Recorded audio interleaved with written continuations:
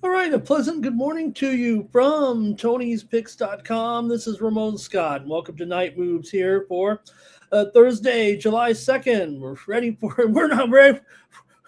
We're still celebrating, and with caution, certainly here. And what a night, man! What a party here on Wednesday night with the United States men's national team with the 2-0 win over Bosnia-Herzegovina. There's some other sports, there's some other headlines, but this is story number one here heading into the action on Thursday. We'll preview sports coming up on Thursday, including 3 more from the World Cup. We've got an abbreviated Major League Baseball slate Thursday with some day games, and the WNBA returns for a 3-game slate after the Commissioner's Cup break.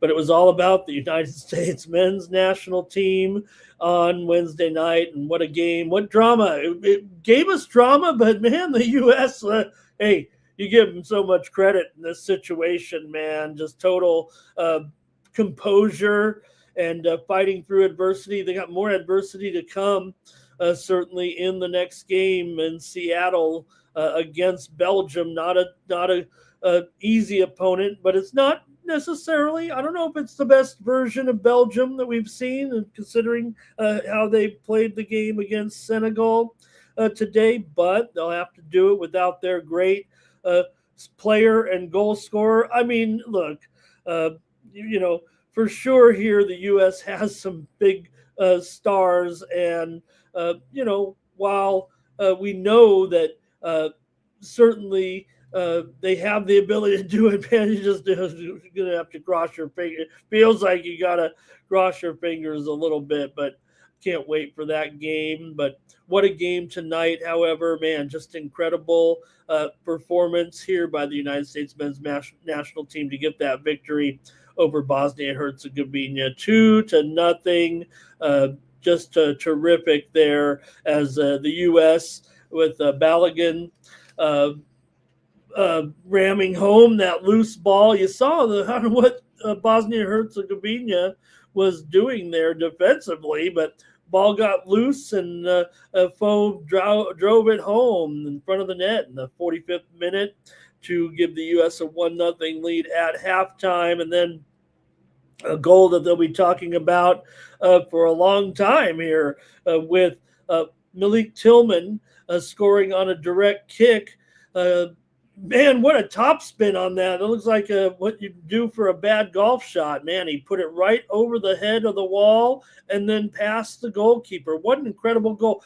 What an amazing, you think about the United States men's national team and the support that they get, obviously, from the government. They're talking about just the emotional support for the government. But here we are. You got a guy like Foe Balogun who, basically is a birthright citizen. His parents were here basically in the country when he was born. So he's a birthright citizen. He scores a goal. Malik Tillman, born in Germany, he scores the other goal, although his parent, he was parents of military members living in Germany, but still not born in the U.S. and obviously plays in the Bundesliga. And man, that was just terrific. And then having to play shorthanded for nearly 40 minutes after Balogun got the red card, and they'll be without him next game. How do you show a straight red there? Ball well away from the box, and a tough challenge. I mean, certainly he stepped on his ankle. I mean, it was certainly a yellow card, but how do you go straight red there? And that makes it very, very difficult for the U.S. in their next game. Man, that really is going to be it feels like a huge factor with that particular player out of the game. So look, the U.S. has other stars. They have stars that can step up. They obviously showed that, but that was really uncomfortable to have him go off like that. And then just the ramifications of not only having to play defensive soccer there in the second half, but also to know that they won't have him in the next game. Now, Christian Pulisic, he's the best player on the U.S., but Bo Balogun is it feels like an equal to him, actually, the way he's playing right now. So the U.S. is going to be without one of the biggest stars in the World Cup right now in that next game, and it could be a crucial factor to at least even things up. I don't know. I mean, U.S. can do it here, certainly, but hopefully everybody enjoyed that game. Hopefully I went with the first half over there, so we did get a push on it there last night on Night Moves, but no doubt the U.S. to get that second goal and cover the spread overall, that was impressive to get that goal down, with 10 men, and took advantage of a situation of a penalty kick, but that's okay. That's what's the game is all about. So just awesome here. I can talk about it forever. We got so much show to talk about, and you guys are celebrating in the chat as well with the victory here tonight for the men's national team. A couple of the other results, cover it here real quick, and we'll get to some other news, and then the predictions and the picks and all that here in Night Moves. Thank you for joining me here on the Tony's Picks YouTube channel.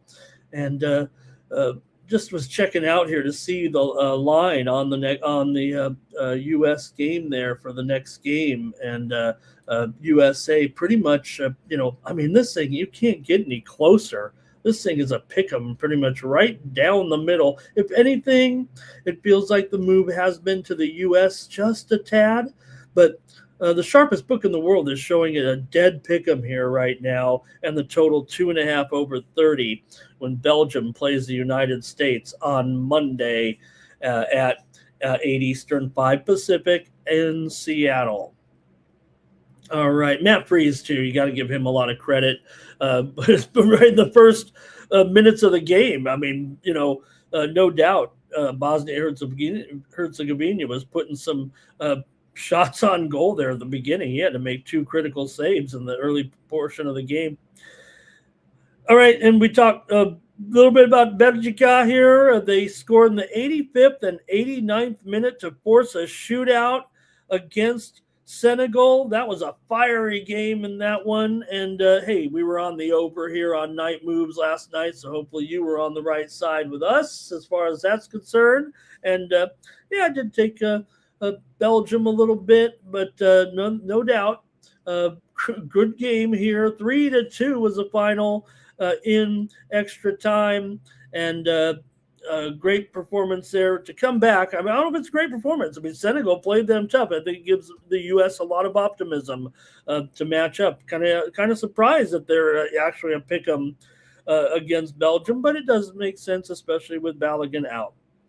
And finally, in the World Cup, it was England over Congo. They had to rally as well. Harry Kane, the best English player ever, scored goals in the 75th and 86th minute to rally the Lions to the win. I've said it. That's my opinion. I'm sure you agree. I mean, England's got a long list of great players, man. Uh, Harry Kane does it better than anybody. He does it in the clutch better than anybody. England going on. I can't believe it. Going to play Mexico Estadio Azteca. Unbelievable. England, the favorite in that game in Mexico, $1.40 here on the Asian handicap, plus 150 on the three-way, the total 2/15. Just unbelievable line there with the England a favorite on the road in Mexico.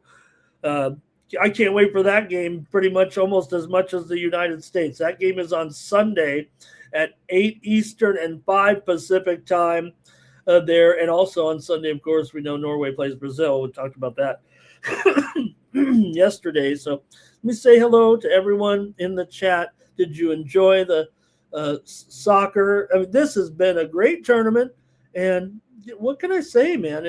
U.S. is coming through big time, and Mexico and Canada, not on just on the field, but everyone is loving the tournament here. They really the visitors to the United States still just raving, and that is not some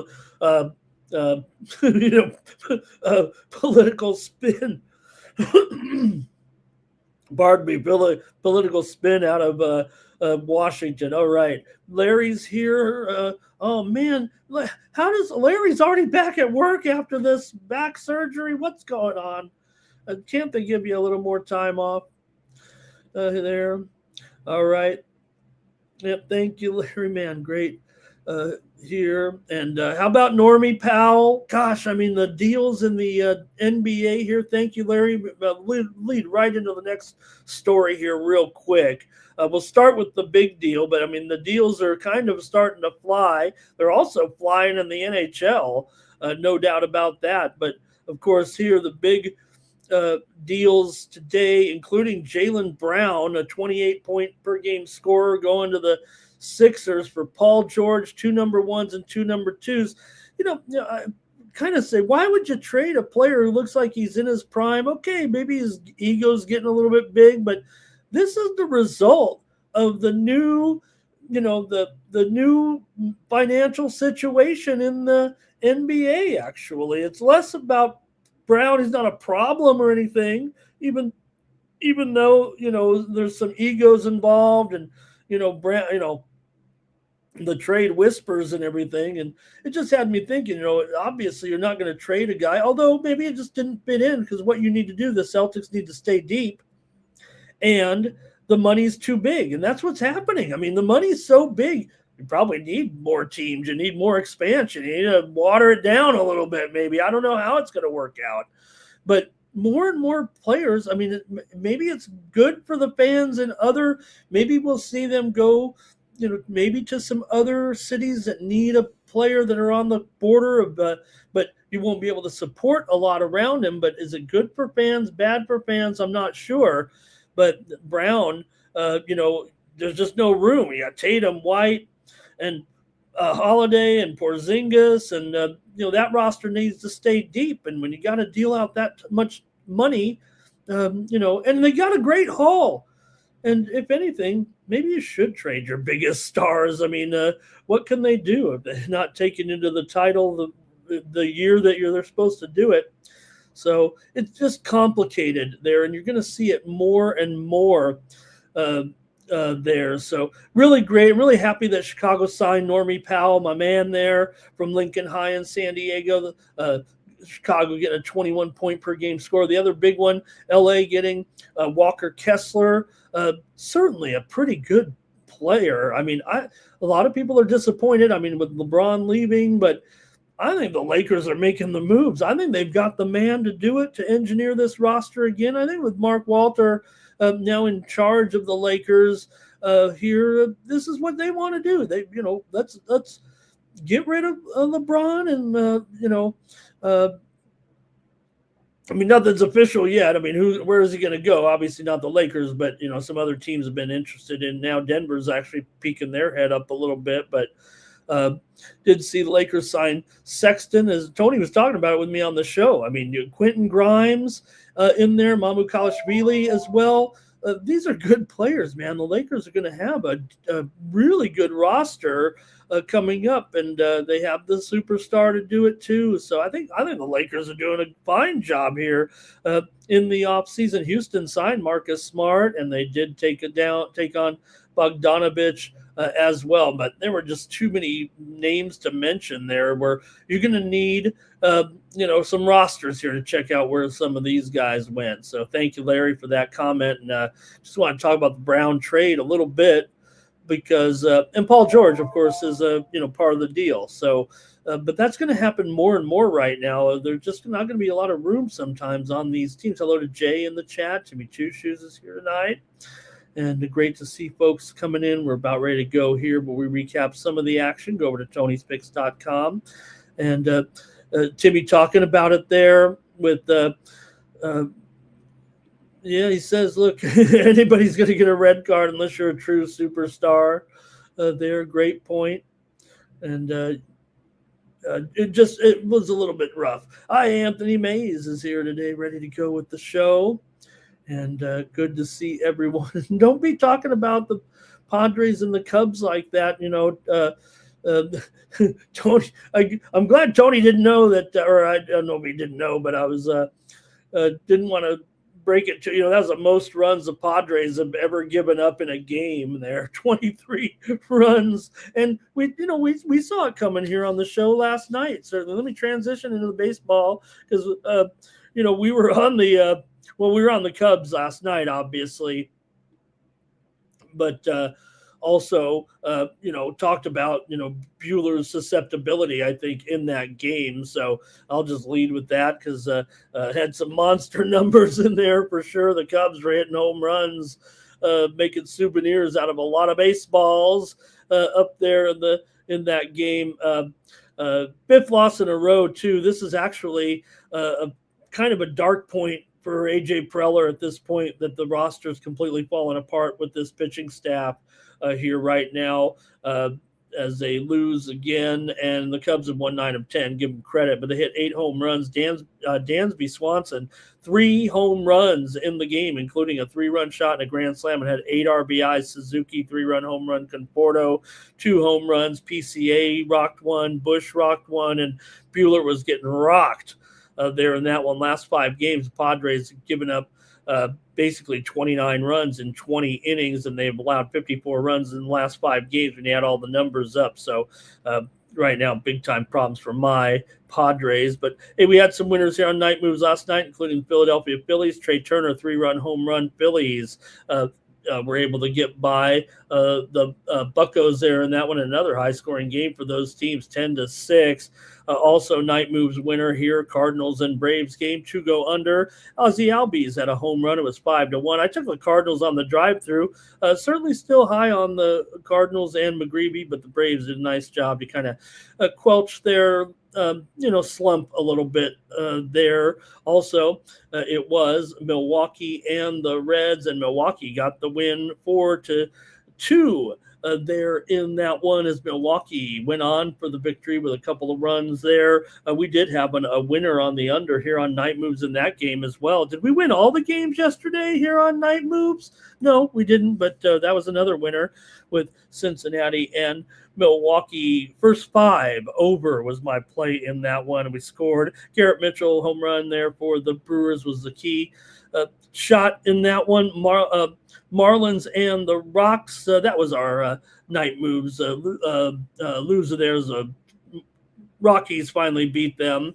And, hey, great shot there by my man Mickey Moniak hitting a home run. Boy, ever since he bulked up.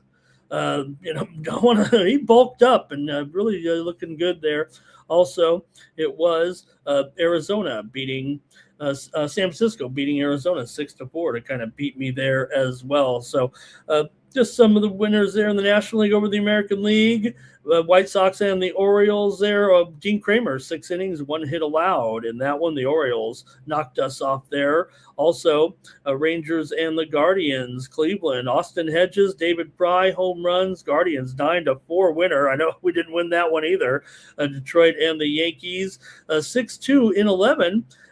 Detroit was able to get that win. Great ball game. Detroit, 4 runs in the 11th inning to do it. Yankees, they've lost 7 in a row there in that one. And, we were on the over, though, however. Hey, I had a premium pick winner with the Rays over at Tony'sPicks.com as we took the Rays over the Royals, and another Rays win, 4-0 behind McClanahan.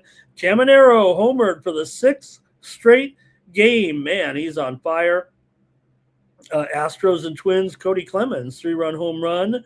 And also Bell hit a home run, a big home run there in Minnesota. Rocked them 8-3. That was a night moves winner on the over. I know that. Also, we had the Nationals over Boston. James Wood, 3-run home run for the Nats. And we had the winner there on night moves. Also had a premium winner, Toronto, over the Mets. And I had a premium over there at Tony's Picks there in that one, as the Blue Jays won on Canada Day. They don't win too often on Canada Day, but they did there with their red jerseys, and Toronto got the win. Also, the Dodgers, they only scored 1 run. What happened, Dodgers? 7-1 A's behind JT Ginn. Give him credit, man. JT Ginn's having a pretty big year here right now. Dodgers trailed 3-1, and then they lost 8-1. All right, let's see here and say hello. We got everybody in the chat. And hey, Larry here, he's a Cubs fan and he's a Bud man there. And Cal Dog talking about they love Buc-ee's, they love Bass Pro Shops. They can't believe you got teams, you got fans going to Walmart and Home Depot. They can't believe what's going on. All right. News with Embiid today as well, with that deal there. And you saw they were showing on SportsCenter the comments from Brown talking about, although he was complimenting him, talking about his flopping, though. Maybe you can teach him a few flopping lessons in there. Great to see everyone here in the chat, man. Larry doesn't want no LeBron in Denver. Yeah, I agree, Anthony. I mean, it does seem like the only problem, I think, for LeBron is maybe paying the taxes in California. And maybe there's, kind of wonder, maybe you should go to Florida again. And Larry says LeBron ain't signed with anybody yet. Remember, somebody's got to pony up the money. And you know what? If you were looking at a player that maybe is not probably worth what they're going to get, I mean, you'd probably say LeBron. But, I guess he'd probably end up somewhere. He could always take a pay cut, but why would he? All right. Yeah, could he go back to Miami even there? You wonder, right? Because really the only teams they're talking about, it feels like, I mean, Denver, I just mentioned that because there was a one report today, but basically, Miami, Cleveland, teams he's been with before, and the Warriors. It just feels like the Warriors, the way that him and Steph play together well on the national team over the years there. So, okay, I'm looking through your comments, and I appreciate everyone here tonight. Okay. All right, let's go. I'm going to go over to Tony'sPicks.com and take a look at the handicapper leaderboards and see who's hot. I've noticed a little bit of good roll here in tennis for myself right now, and there's more tennis action tonight at Wimbledon as we conclude the second round. It's going to be some great matches. There were some great matches yesterday for sure. Coco Gauff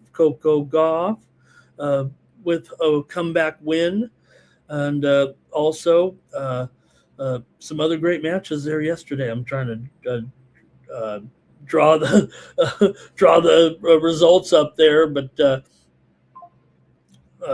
really saw some dominant performances too by some impressive players here. Okay, let me go to other one I want to mention. There was Naomi Osaka straight sets win just some of the looking at the big names here, and that action starts at 6 a.m. Eastern, 3 Pacific. Okay, hey, Ramon Scott's on top of the handicapper leaderboards today. He went 4-1 with his premium pick plays. Great job, Ramon. 80%. Tom Regard, another great day, 3-1. Ron Hahn, 3-1. Shane Mickle, 3-1. Ron Crawford, 67%. Stacks McKelvey, 75%. Jorge Gonzalez won his only play. DeAndre Stevenson won his only play. Chris Adkins, Kevin Thomas, Tony T, Solo Malone, and Brian Bittler all in the green. Last 7 days, David Racy continuing to rock here, 22 1/3 units of profit over the last 7 days. 7 days. Chris Adkins up about 9.5 units. Ron Crawford, 9.5 units. Dax McKelvey, over 6 units of profit. Hey, I'm up there, over 5 units of profit over the last 7 days. You know I'm heating up. Ron Hahn here with pretty good record right there, 60%. Solo Malone in the green, Tony T in the green, Double Shooty and Nick Lagaretos. Last 30 days, it is Kevin Thomas, 21 units of profit. David Racy, 16 units of profit. Chris Adkins, 8.5 units of profit. Ron Crawford, up 8 units. Stacks McKelvey, up over 7 3/4 units. Tony T's up 6 2/3 units. Al Ninos, up over 6.5 units of profit. Nick Lagaretos, over 4 3/4 units of profit. Double Shooty, Shane Mickle, Damian Sosh, Stephen Duncan. Click on the Premium Picks tab, see the handicappers that have their picks locked and loaded over at Tony'sPicks.com. Ron Crawford, WNBA layup best bet. We're back in action with 3 more games on Thursday. David Racy's got an early afternoon winner in the major leagues. Chris Adkins has his MLB triple play. You know, you can get the Chris Adkins Homer Hitless t-shirt on the merch tab. Saw him wearing it on the show. Man, that looked good. All right. Also, Tony T's got his Thursday 3-pack Cash Mountain. Al Ninos Thursday Grand Slam. Solo Malone, a premium pick in there. Double Shooty, a premium pick in there as well. Shane Mickle's got a Thursday 3-sampler pack, multi-sport. And Mills Young's ready to go with the UFC action, including the battle between Royval and Kavanaugh here next week. The UFC is off this week. They take major holidays off in the UFC. Javon Jones, a midseason WNBA lock, Tony T or VIP account here, a profit guaranteed premium pick. Hollywood Sam's got a pick in the Ghana Colombia game, and Bodon has his WNBA layup. Click on the All Cappers tab. That's how you can find the handicapper of your choice. Click on their handicapper profile, and that's how you get signed up. The farther I have to scroll, the worse I'm doing. So we're right there near the top. The algorithm's looking good. I'm having some profitable days. You can see some of the sports that I specialize in. CFL resumes action here on Thursday, and I'm 7-3 in the CFL. I'm also up here for the year in tennis right now. Pretty hot here, actually, in tennis. You know, on Handicapper Leaderboard 2.0, you can kind of break it down and check out how I'm doing. Also profitable in soccer here. But here are the winners I had on Wednesday. There's that Tampa Bay winner. Lost with Pittsburgh and Philadelphia. I got carried away there, even though a lot of the sharps were saying go over in that matchup between Skeens and Wheeler. Can you believe it? That Skeens loses again. 9 straight games the Pirates have lost with Skeens. Toronto there, a winner there over the Mets on Canada Day, and I had JBM over Yastrzemska and Molcan. That match was completed. It started on Tuesday, ended on Wednesday, and we had the winner. So we'll put it on today's card and give us a 4-1 day. All right. Thanks, everybody. Enjoy. And use the promo code Tony T at checkout to save 15% off all those premium pick packages. Those from me on Thursday. Let's go to soccer because we got Cal Dog ready to go here. Let's get going with the World Cup here on Thursday. And early game here at 3 p.m. Eastern, noon Pacific. So we're going a little bit later here tonight. Real late out east, but Austria takes on Spain here at SoFi. So a day game here on the West Coast, and really here for Spain. They're coming in 2-0-1. They are favored by 1.5 here over Austria. And total here 2.5 over 30 for Austria. 1-1-1. Coming into this one, Austria beat Jordan 3-1, lost to Argentina 2-0 in a high-profile game. Also tied here Algeria, who plays today, 3-3, and kind of a wild one for Spain here. Of course, they famously tied Cape Verde 0-0. They beat Saudi Arabia 4-0, and they beat Uruguay 1-0. They certainly had a little bit of an easier schedule, it seems like, than some of the teams, maybe one of the easier schedules, but they did not allow a goal.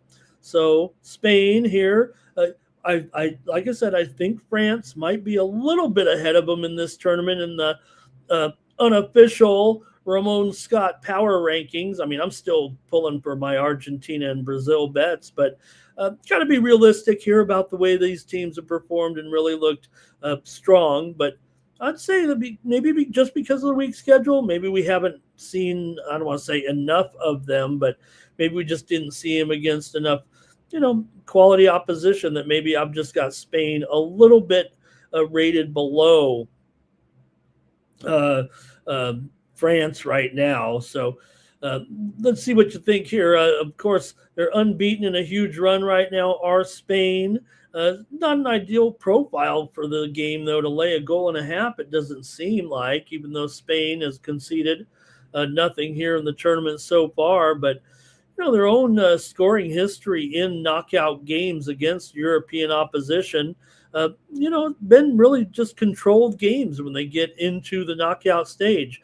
Exactly 1 goal in each of their last 7 World Cup knockout matches against European sides. So, could be more defensive here. And they also, Spain does have injuries on offense. Pino is out. Williams is reported out. Munoz is doubtful here. So that does affect an offense when you got 3 notable players, I think, out of the game here against a team like Austria, especially when you need to win by multiple goals. Austria's got kind of a high pressing style as well. And, they can attack, but can they finish? So let's see how you have it here in this one with Austria taking on Spain here at SoFi, a day game, but it looks like and it is a controlled environment out there in SoFi, but they got the just interesting here, I think, between these two. So let's see how you have it here in this one. For Spain, they enter winning 3 of 4 matches overall, but are unbeaten here in international play right now in 33 straight games without a loss. There's draws in there, but Spain typically goes under the total, although that's just been 4 of the last 6. Austria usually sees at least one club score. If it's not Austria scoring a bunch of goals when they play somebody weak, usually they're kind of giving up multiple goals. So Austria has seen at least one team score over 1.5 goals in 4 of their last 6 overall, while 3 of their last 4 matches saw one team go over 2.5 goals. So Austria usually sees goals scored by just one club. There's been some shutouts in there as well, but they did have in the run-up multiple goal games with Turkey and the Netherlands, multiple goal event for both teams. So Spain has seen both teams to score fail in 3 straight matches and 5 of their last 7 overall. So look, Austria can continue to see, Spain here as a big 1.5 goal favorite, but man, let's see how you have it with these two. Go to the chat here. Okay. Hello to Tom in the chat tonight. Timmy says, Yamal. He's so good, man. He's got to do something in this game. His biggest game of his career. Can't wait to see him out there. And here's Larry, though. He is going under in this one. Larry likes the under. Okay, and let me see here. Who else? Whoop. Over, though, for Cal Dog. And let's see. Okay, Timmy Two Shoes with some more props here. Thank Timmy. Been doing a great job with us here in the World Cup. Timmy says, though, Austria likely to get blown out here. He doesn't think that they are very good, actually. And look, we're dealing with a 1.5 goal spread. But again, wherever you put Spain, whether it's first in the rankings, second in the rankings, maybe even third in the rankings. I don't know where you might have Spain here right now, but Austria ranked in the mid 20s maybe. FIFA has them at 23 right now. But can Spain get a second goal here on Austria? Okay. But let's see here. Jay, two-legger, Spain money line, and Switzerland and Algeria to go over 2.5 goals. Cal Dog said, there should have been another goal in that USA game. Timmy says, Yamal can beat any defense. This guy's incredible.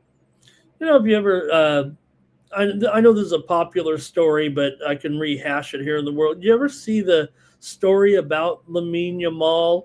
And his mother had entered a contest to try to have their baby like in a commercial with Lionel Messi, a young Lionel Messi at the time. And I guess her name was drawn. And the pictures are awkward now looking back on it, but you could see what they were trying to do. The product is, talking about, for the baby. And they show the Lamine Yamal in a bathtub, and Messi is there kind of like, not giving him a bath. I don't know. It's awkward pictures, but just amazing to think about. Two of the greatest players, because Yamal will go down in history, and God forbid. And it's so ironic that picture, I mean, kind of a goofy picture, but an incredible meeting between a baby and a man who would go on to be one of the greatest players of all time. He wasn't necessarily at that time, although he was a prodigy for sure. Spain blowout here, says Timmy Two Shoes, 2-0. Jay says, I don't think Austria can score here in this one. All right, great picks there from the chat in this one. And I am going to go under here with Spain and Austria. I think 2-0 or 1-1 is very legit. Look, I'm not against taking Austria here. Can Spain get a second goal on these guys? I guess once it's 1-0, that could open it up for a multi-goal effort. I think there is maybe at that point you'll see it open up a little bit.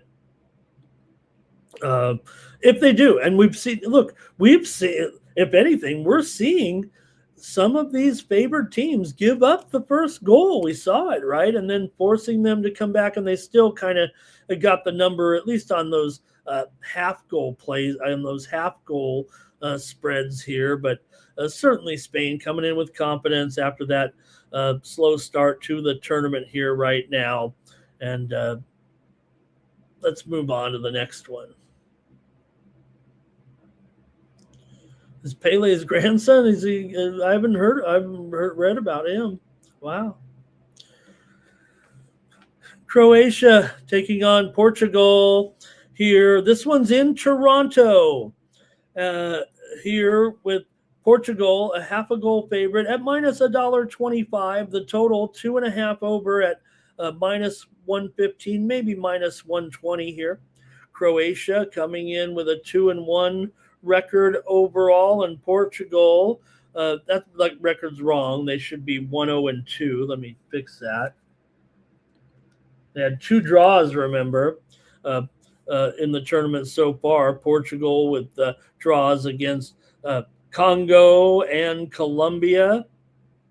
Meanwhile, they did defeat Uzbekistan 5-0. Croatia lost to England to open the tournament 4-2, but then they got it together against Panama 1-0 and Ghana 2-1. So Croatia 2-1. Modric. Man, this guy's been doing it a long time, man. 40 years old. Croatia's got some other nice talent, but just remember, I'm almost treating him like an old timer here. Croatia has gone over in 8 of their last 10 matches. 5 of their last 6 World Cup matches have gone over, and 7 of their last 9 games overall have seen both teams to score, meaning their games on the World Cup and the run-up. Portugal, unbeaten in 8 straight games, and they probably have, of course, some more explosive talent on offense, but I don't think they were necessarily dominant in the group stage. Yes, they did beat up on Uzbekistan, but again, the Congo game was 1-1, the Colombia game was 0-0. So I'm not saying there are question marks with Portugal here, and look, they still have their own. I don't want to call him a veteran talent. CR7, he's still in his prime here a little bit, and just to have him and Modric kind of match up here to avoid a send-off is kind of ironic in a way, but should be pretty awesome here with these two guys. So let's see what you think here with this one. And this line, given Portugal the 1 goal advantage here, half a goal advantage here for the Portuguese side. They're currently ranked 8th in the FIFA standings coming in. Croatia's 13th. This is still pretty close. If anything, that's kind of a big line. Croatia certainly with the talent here to compete, I would think, and they will. So let's see what you guys think here. And I must mention, expected here 90-degree temperatures in Toronto for this game. It certainly is probably, I think, going to be the biggest factor in the game aside from the talent. They're really going to have to see how, I don't know if we can point to any one side in this, but it is going to be a legitimate concern. It could slow the tempo. It could reduce the intensity of the offense, but I think that it affects the defense more. That might be an unpopular take, but that's where I'd actually have concerns, especially Croatia. They do put in some late goals. They are kind of clutch in a way, and Portugal does have some defensive vulnerability, it seems like. So I don't know. I'm kind of thinking this is going to be a game that's going to have some goals and maybe have goals late between these two. So let's see what you think. I might be non-committal here on night moves on the side. So let's see what you guys have in the chat in this one with Portugal and Croatia. Croatia comes in having won 3 of their last 4 overall on the run-up. But, man, I'll tell you, they actually won a lot of games in the World Cup. If you think about it, over the years, over the last few World Cups, they've been doing pretty good here. This is a club that sees a lot of offense in their games. So I think when there's goals, sometimes there is volatility. Croatia's gone over, as we said, over in a lot of the matches here lately. Also, 3 of the last 4 matches have seen Croatia scored 2 or more goals at the World Cup, and it does seem reasonable that both teams can score in this game for a little BTTS action. Let's see what you guys have in the chat. Okay.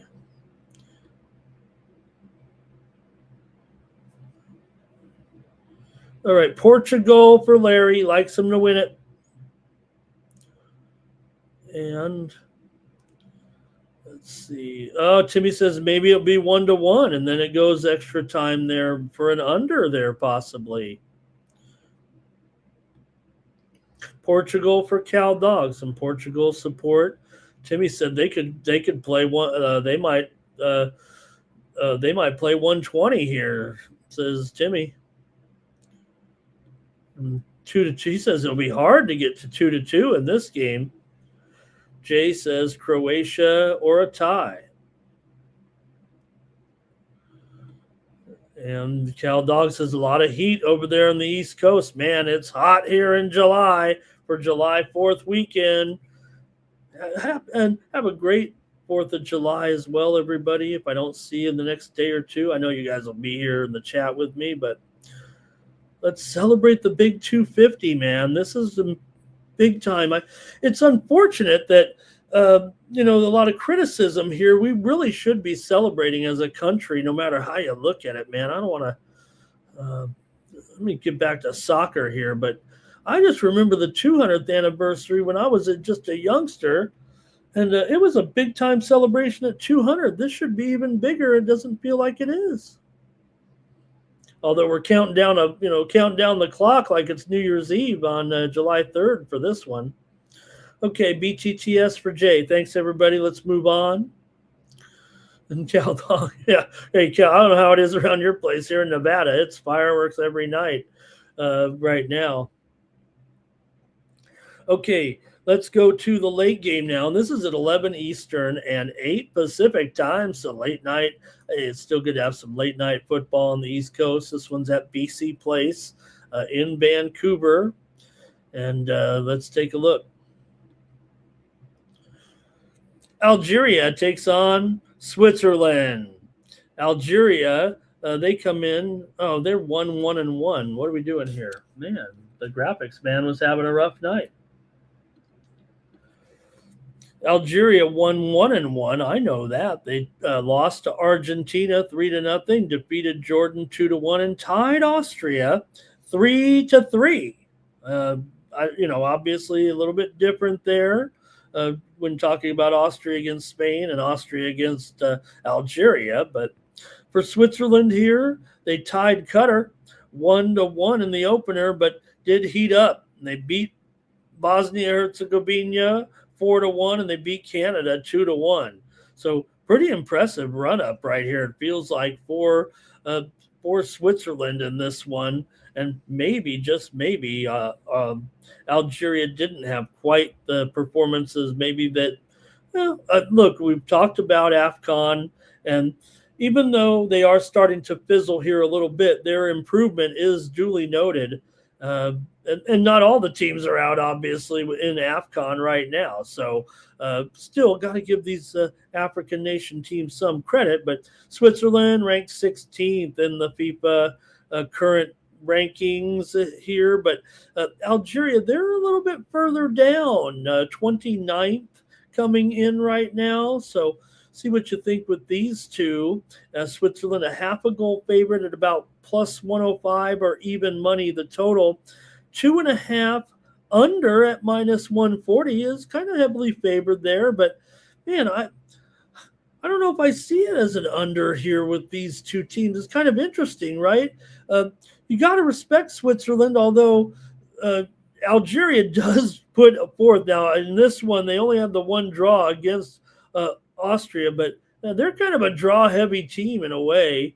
And Algeria here getting a half a goal. This is, pretty closely rated there, but obviously reflective, I think, of the difference between the two teams. Switzerland has a long history of in the knockout stage of playing just tight games. Here, 5 of their last 9 major tournament knockout matches have gone to penalties, so that does line up with a potential for a draw. But Algeria's defensive inefficiencies, I guess, are kind of notable, but their attack is still pretty good here right now. I mean, I'm not saying here 2 against Jordan, 3 against Austria. 2 against Jordan, 3 against Austria are, they weren't top-notch teams, if you will, but Algeria has gone over in 4 straight and 5 of 7. Switzerland's seen BTTS in 5 straight World Cup matches and 8 of their last 9 games overall. So I don't know. I feel like we might get goals here in this one, but Algeria just seems to be the results here for them just don't seem to add up right now for me. Maybe it feels safe to get a half a goal, but I want to take Switzerland.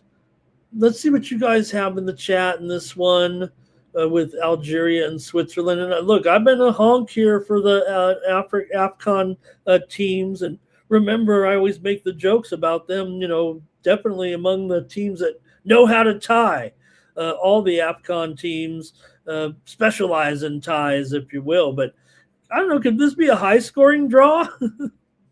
Could this be 2-2 by the time it's all said and done after 120 minutes or something? So Switzerland unbeaten here in 6 straight at the Cup, and then while the in regulation, of course, when I'm talking about these stats, but Algeria here, high-scoring trends for them, no doubt about it. With Algeria scored 2 or more goals in 3 of 4 matches, and also seen one club score 2 or more in their games in 6 of their last 8. And a couple of times it's even gone over 3.5, gone to 4 goals for some of their opponents in 4 of 7 overall. So there's some scoring here, it feels like. Let's see, though. I mean, it's always nervous time to call for goals in the knockout stage, and things can get so tight. All right. Algeria and Switzerland over for Cal Dog, though. He's doing it. And let's see here. Cal Dog, Jay Darby says this has to be an over. Switzerland to win, says Larry. And yeah, and we always hate for our dogs too, right? When the fireworks come. Has anybody tried that thing? Maybe the firework goes off and then you hit that. Anybody have that dog thing that maybe it's that real where you just dog's barking and you hit the button and he quits barking? Jimmy says Algeria can win or get it to penalties. And Timmy's got a BTTS here. And Cal Dog says something crazy is going to happen in this one. I might be comparing it to how Senegal. I don't want to say these teams that were outmatched blew it, but when you have it feels like you have the game a little bit. And the other team, Belgium comes back in those late minutes. Still a great performance from Senegal again in the World Cup, but. And they probably expect a little more. Even Congo, right, with holding the lead there as well. But the U.S. had the lead. Okay.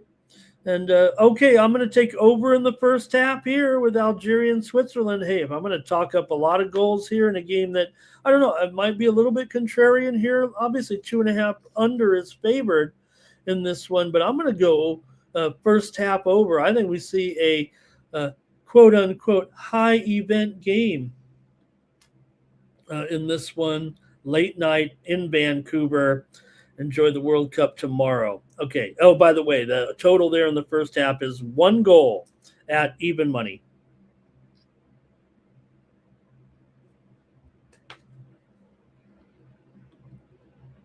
Thank you to the chat. And let's go to Major League Baseball right now for a great card. There are 9 games on this Major League card here on Getaway Day here for some. And see if I can't get this set up right here and get going. Play ball.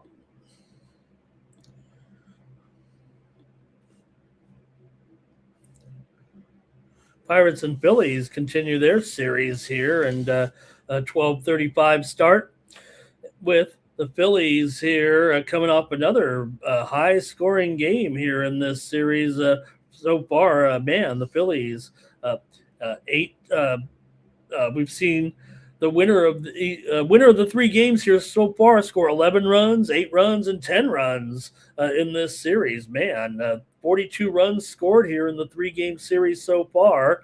in this one. So see how you have it here with the Pirates and the Phillies today. But I don't know. We got Jared Jones going up against uh, uh, Alan Rangel here. So probably kind of a bullpen situation for the Bills here today. Let's see how you guys have it, though, today in this one between the Pirates and the Phillies for Jones.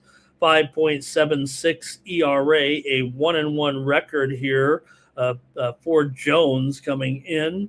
And, for the Phillies here, like I said, probably more of a bullpen game a little bit with Rangel going in this one. And let's go to the chat here and see what you guys have to say between these two. For the Phillies offense, this has been really impressive, especially against right-handed batters right now. And with Jared Jones, I mean, he's not looking too good here of late. This lineup has been rocking here this weekend against Ashcraft, against Bubba, against Paul Skeens. Those are good pitchers here, and they're driving in so many runs here right now. Trey Turner is on fire. Marsh, Schwarbs, Baum, they're all bombing here right now. Rangel, this will be just his fourth game in the major leagues. He's actually looked pretty good here, but how long will he go? He's been pitching into a few innings here for sure. 4.5 ERA, 2.52 FIP, 25% K rate, and just a 4% walk rate. It's actually looked pretty decent here right now. So the Pirates are facing anyone other than the Phillies. They might have a chance here with this offense, but Phillies just have too much offense here right now. And, they even got to Wheeler here a little bit, right, in the game yesterday. And kind of came back in that, even though the Phillies got off to that big lead. They were hitting home runs off of Skeens. But both lineups, seems like no signs of slowing down right now. So let's see what you got here in this one. The Pirates have been beaten up. They've been handling good pitching. Yeah, they lost the game, but the offense isn't stopping at all. Let's see what the chat says. Day game here. So what's the weather like there in Philly? I mean, you're going to have a scorcher in that one too, huh? Okay, here we go with some of the picks. Phillies run line for Larry. Cal Dog is on the Phillies. Tom's liking the Phillies here. And Timmy says, might be a dummy here, but I got to take Pittsburgh in this one. Like I said, I mean, it's not like they're offense. When you got an offense against, an unproven pitcher like Rangel here, I think that's safe to say. I mean, you can talk about how good the numbers are, but again, just fourth games in his career here, basically, it makes it kind of difficult to totally trust him, I guess, right? Coming in. So I want to look at the weather though here. Just 96 degrees at game time. That's at noon. 96 degrees at noon. It only gets hotter from there.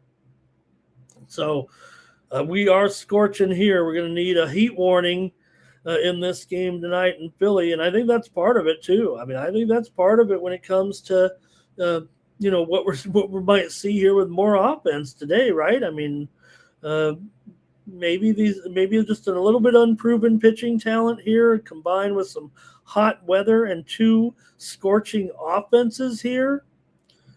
All right, everybody's on Philly. I mean, I know I'm talking up the over here, so I'll probably just go with the over. Let's see here. Jay says you got Philly on the run line in the over to get it to even money. That makes it a good deal there. And Anthony Mays says, I'll try the Pirates again here. All right, that might be it. That might be it from the chat in this one. Philadelphia here taking on Pittsburgh. And since you guys are all over the side, I guess I'll just take the total here and go over. I know it is at 10, but it's probably been juiced to the over by now. By the time I'm done talking, 10 over 25. We're seeing some 10.5s out there. Probably should update the graphic. Feels like 10.5 for sure. I have 10 over 25 on the screen, but let's make it tough on me, and I can find 10 over 25, but we'll grade this one at 10.5 in the on the Night Move show here. I'll go over in this one. Next up, Reds and Brewers here in Milwaukee. Milwaukee won again on Wednesday night over the Reds, and look who's pitching now. Got the Miz out there. Yesterday was 4-2. Just consistent wins right now for Milwaukee. They're just not just beating Cincinnati here every time so far this season. Cincinnati, it is easy to point out here in division play. This is where they are struggling here. I figure the Reds are still battling here at now down to 39 and 48 with a 4-game losing streak. So they are starting to lose contact a little bit with the pack. But in division play, they have been just atrocious this season. I think they said they're 4-18 now in division play. Maybe Cal Dog has that or in here right now, because really bad numbers. And you're going up against Chase Burns, though, for the Miz. What a great matchup. Burns is 9-1, 2.35 ERA, a 1.08 whip. For the Miz, 1.45 ERA, 0.77 whip. I'd take him probably over Ohtani here, but again, maybe why does Ohtani get ignored for the Cy Young Award? He doesn't get ignored, but you know what I mean. His odds should be better, but maybe because he'll be MVP, they say, well, we can't win them both. So Milwaukee here, though, cleaning up on the Reds here this weekend, 5-3, 7-2, and 4-2 in the 3 starts here so far. Milwaukee's won 8 of 10. Reds have lost 7 of 10 coming into this one. So, a little bit tough here, but you do have Burns with just 1 loss overall this season. You got to take that, kind of into consideration here for sure in this matchup. So let's see how you have it, though, in this one. The Reds with Burns on the mound, they are 12-4. So 9-1 is his record. They are 12-4 overall. 226 batting average against, 316 BABIP, 33% K rate, 8.5% walk rate. Just Burns pretty terrific here. Can he be the stopper against the Miz today? I mean, that's all you got to say, right? This is truly one of the matchups of the season as far as pitching is concerned. I don't think anybody can argue that. Burns has been great, of course. Brewers, though, always have a dangerous lineup here against right-handed pitching. It should be worth noting that they have faced some pretty soft matchups recently to beat up on some of these guys, Colin Ray, Singer, and Slade Ciccone. But Burns can certainly hold his own here, I would think. So for the Reds, they've struggled against big-time right-handers here and been striking out quite a bit, man. They've been averaging 7.5 Ks per game in their last 10 games against right-handed starters in general. So they've got to be. I mean, the Miz has got to be heading for double digits easy here. They also struck out 13 times against Schlittler recently, and also struck out 10 times against Woodruff and Sproat in this against these Brewers. So the Reds are swinging, they're whipping, and they're probably not going to get much off the Miz, are they? Here we go with that.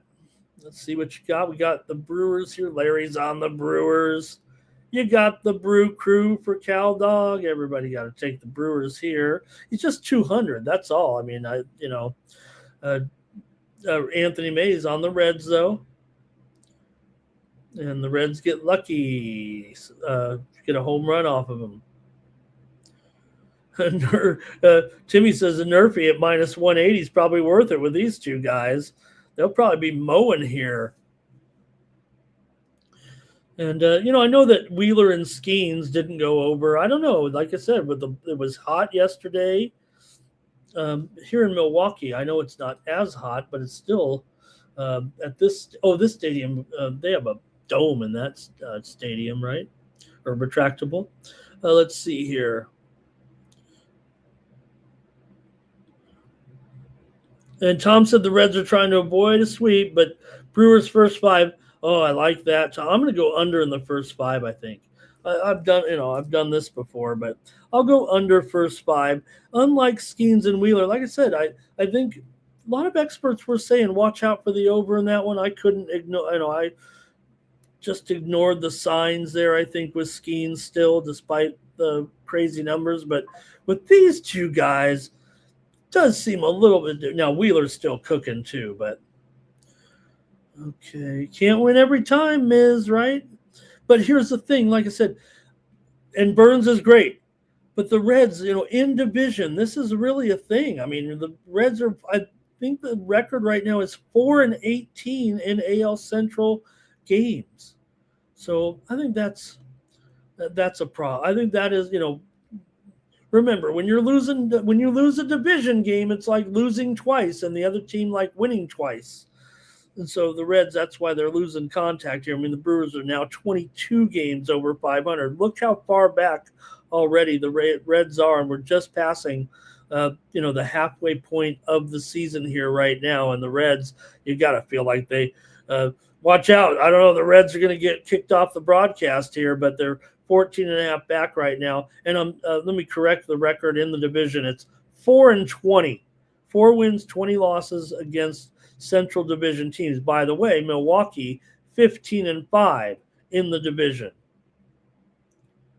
So I'll just go under first five in this one and figure it will be 0-0. Let me give Burnsy all the credit in the world because he is awesome too. And talk about a guy living up to the hype. Yeah, sure, Mizorowski is great too, but I do want to give some love to Burns, especially because the Reds here, what can you say? They're starting to fade, already in last place, and the other teams starting to get away. The Brewers are starting to get away for sure. So I'll go under 3 runs at plus 105. Okay, thank you, Chad. Let's move on. How long will Miz stay in the game? And Jay says, yeah, we got the roof there. Okay, here we go. Next up. Marlins take on the Rockies here with, it's time for Ryan Gusto in here. 5.06 ERA, 0-2 record. He's up against Michael Lorenzen, 6.83 ERA, 3-9 record. The Rockies got him yesterday. Good job, Rocks. They were able to knock off the Marlins pretty comfortably, actually. Marlins actually have lost 2 of their last 4. Rockies ended their 3-game losing streak with the win there 6-3 yesterday. Marlins are still 18-24 on the road. They're not great, but they're still a pretty great favorite. Total here is 12 in this one. Obviously, they fell short yesterday, but first game was 10-7 here. Second game was 14-3. Sure, they did fall a little bit short yesterday, but temperatures here, 90 degrees in this one. It's got to be all signs go for the offenses, I think, here in this game.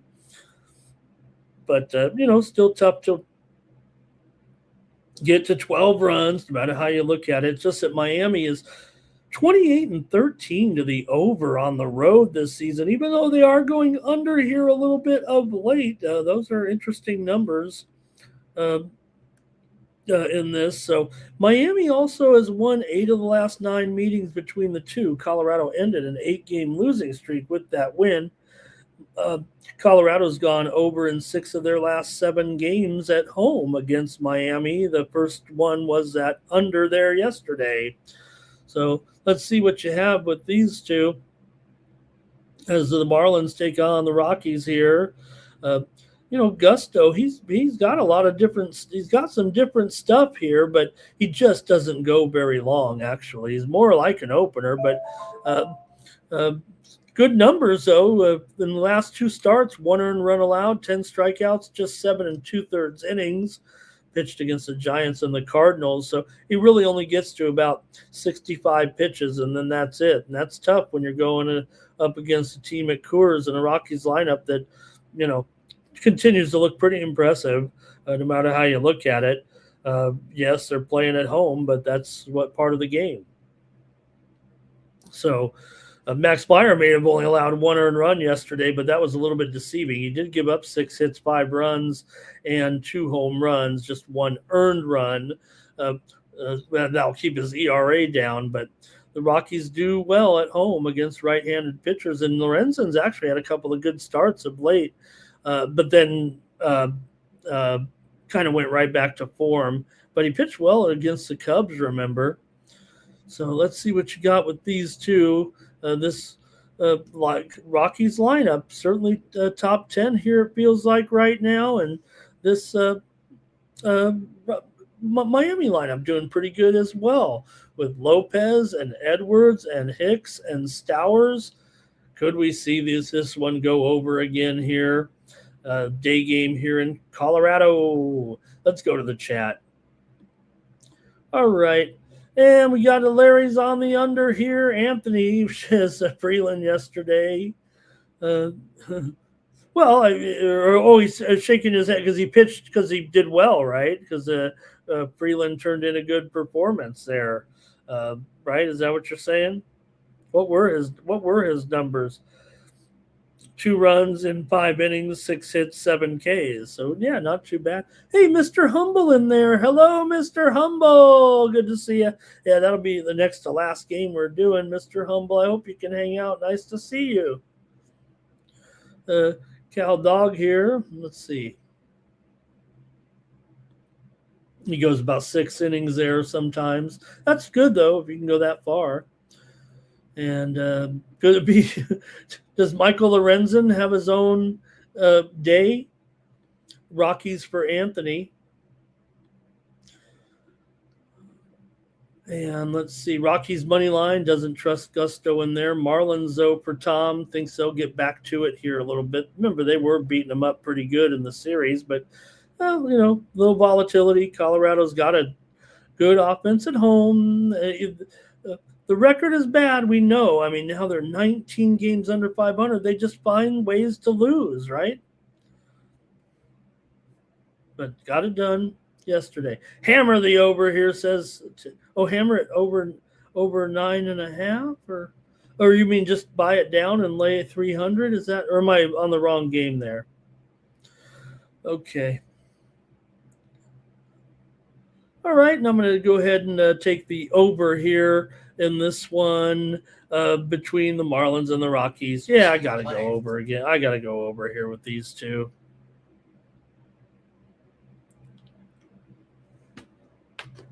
I know for a while there we were getting to the Rockies a little bit, saying, maybe we could start going under in some of their games. And, that was indeed the case. But, okay. Great job in the comments. Marlins are over for Jay. Next up, White Sox and Guardians here. Hey, this feels like a pretty decent pitching matchup. I'm kind of on Slade Ciccone a little bit here, despite the 4.19 ERA, 4-6 record. Kind of like what I'm starting to see from him. I mean, still work in progress. Davis Martin now wasn't been great here, but still good numbers. 3 ERA, 9-3 record, 1.18 WHIP. Hey, we're all entitled to a poor performance once in a while, right? Maybe even me. But yesterday, 4-3 here as Guardians were able to get the win. Here this is right now. Oh, I'm sorry. No, this is the first game of the series. This is a weekend set. Long weekend set here. We're in the night games now. Sorry about that, fam. They did play a series here just last week is the more what I should be saying here. And the Sox took 2 of 3 at home, 6-5, 2-1, and lost 4-3. There we go. White Sox still 17-26 on the road coming in, but they're favored here right now, it looks like. And the White Sox, you look at their record, another one of those teams, right? Here they are, the White Sox with this totally impressive record right now, 13 games over 500. They've only been favored in 15 games this season. You're always getting a some real value. Feels like with the White Sox here, we know we love them, but problem is Cleveland's doing a pretty good job too here now at 45 and 42 overall right now. But no doubt, just feels impressive here that the White Sox have been able to create a little separation. Yeah, only one game ahead of the of Cleveland here at 45 and 40. I think I was quoting their spread record there a little bit, or their run line record there a little bit at 49 and 36 on the run line. But that's pretty good. That's pretty good, especially when you're, I guess they're an underdog in a lot of those games. But still, the road has been a little bit of trouble. Cleveland, though, just 22 and 20 at home overall this season. So Martin facing a Guardians offense here that they had a pretty good game there against old Gore yesterday, I think. But Martin's still been good all season, man, with those numbers. And yeah, the K's are down a little bit right now and did have that blow up, like I said, against the Yankees, gave up 9 earned runs. But the Guardians offense has had a little bit of a rough stretch here against right-handed pitchers of late. Still, you got Watson and DeLauder. These guys are good young talent here offensively for Cleveland right now. So I don't think Martin will be totally dominant here on the road, but probably can get back to his good form. Ciccone, though, is the guy that I'm kind of looking at. I mean, he's allowed 3 runs or less in 10 straight starts, really just averaging about 1.69 earned runs per game in that stretch. And, probably not the best guy in terms of the underlying statistics here a little bit, but keeps the ball on the ground, does a good job. Now, the White Sox have been hot here offensively, no doubt about it, even though they did get shut down there the other day by Kramer. But what's the weather look like here? 90 degrees today when the game starts here. So as good as Ciccone has been, it doesn't strike out a lot of guys. That can be tough against the White Sox lineup here. But let's see what you have. I mean, this is a big series for both teams. And although we've been riding with the White Sox here, this is going to be a good test and a good series when you're going in to play Cleveland, I think, here on the road. So White Sox have won 6 of their last 9. But again, just 5 and 12 in their last 17 on the road. They've also lost 16 of their last 20 games to Cleveland. Yes, White Sox much improved, but that is a dominant statistic here for sure. 5 of the last 6 games between these two teams have gone under. 6 straight have gone under when these two teams have met in Cleveland. Let's see what the chat says in this one before I give out my pick, but this is going to be a good series. And Jay says the total there. What's he talking about? Is that the Rockies game? Well, not total is 11 now. Oh, that must be is that? Okay, I might have missed it. Sorry, Jay. Well, we'll get Cal Dog on the White Sox here. Yeah, I think we're kind of on that, Timmy, with those Rockies unders. But I don't know today. Let's see here. And Larry says, Nerfy. And Guardians for Anthony here. Timmy's on the Guardians as well. Tom says, still going to roll with these White Sox. I mean, when they're filling your pockets with money, it's hard to get away from them, right? Kind of like, well, I don't want to say kind of like a woman. Okay, Jay here on the under. And we don't want to lose our viewership. Okay, this is going to be an under. Timmy says, got to be an under. Anthony Mays, White Sox first 5. Cal Dog, White Sox first 5. Jays likes that. He thinks maybe Sox first 5 here.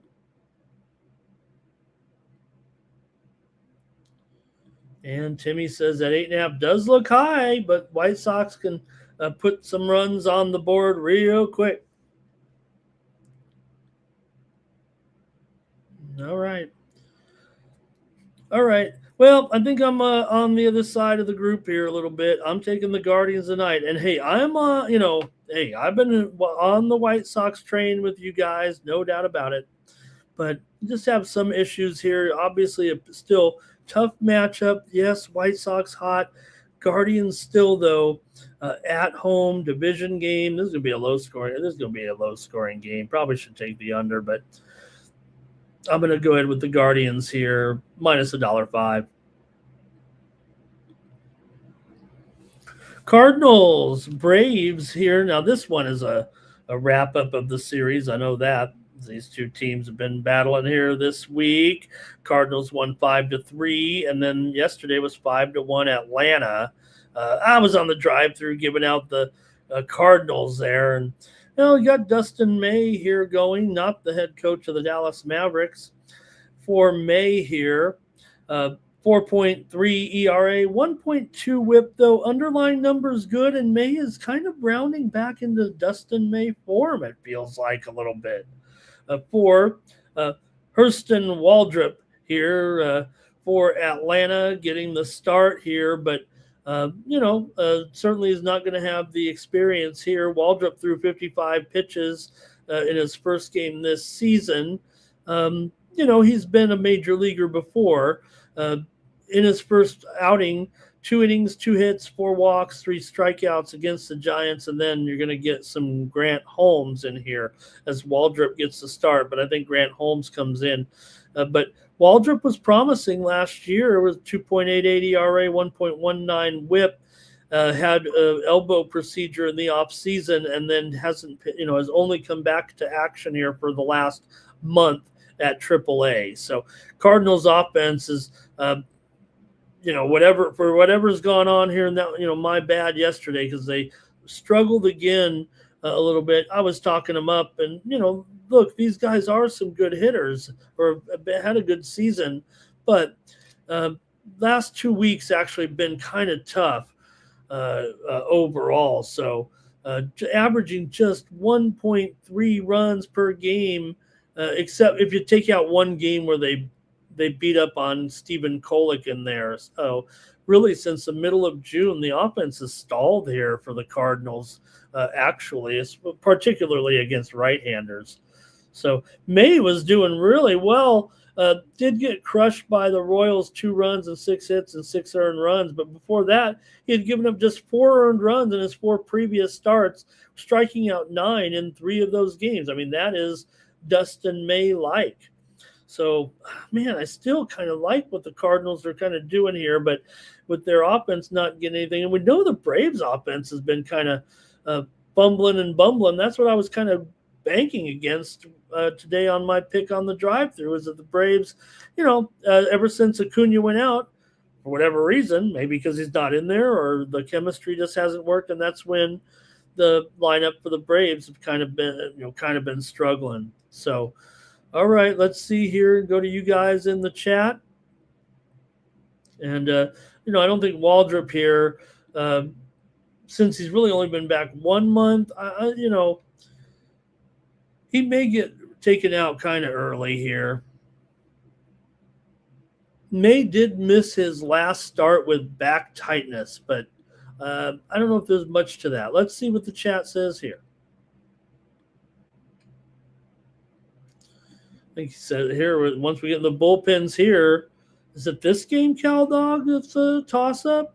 Because if that's the case, I mean, remember here, the Braves have the best bullpen in the majors. The Cardinals, they're kind of middle of the road, I think, and as far as the bullpen numbers are concerned this season. In fact, I think they're more towards the bottom 10. Larry likes the under here. Timmy not sure about Waldrop here. Jay St. Louis, he likes St. Louis here on the run line to keep it going. And Anthony says May is a real May. So I think he's saying if it's May, so take the Cardinals. Or is he saying May is so Cardinals. Braves are garbage, says Anthony. They have struggled here a little bit, but obviously were able to get the win there last night. Timmy will ride with the Cards. And Cards love playing on the road as well, kind of like the Nationals. Cardinals 21-18 on the road. Braves 25-15 at home. Though still pretty good numbers. Cards for Tom. And Braves are going to beat up on the Anthony says Braves looking forward to that Mets series. And okay, Cal Dog, gotcha. Yeah, that makes more sense.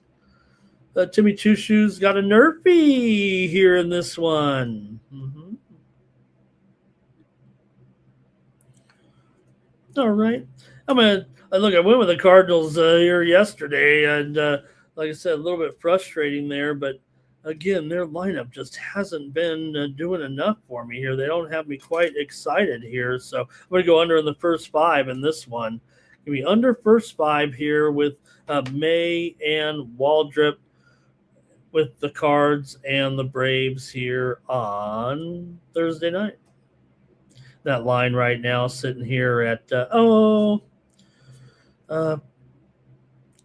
man, my book doesn't have it here. I don't want to pull up another book right now. I'll go under here. It's probably going to be 4.5 runs. I would imagine maybe it's 5 heavily juiced, but I would imagine it's going to be 4.5 in there somewhere, maybe slightly to the over. Maybe it's 4.5 over 15 or so.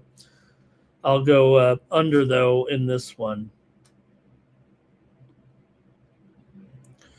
And let's see here. Timmy likes Yerfie. Okay, Yerfie. And Timmy says the Cards will blast Waldrop. Maybe Waldrop is down. Maybe the Cardinals offense here. Like I said, I was talking them up yesterday, but now I'm kind of talking them down, looking back at these last stats for the last 2 weeks. Rays for Larry there. Oh, we're ready to go move on. Larry's ready to move on. Cardinals going to line them up. Okay, next up.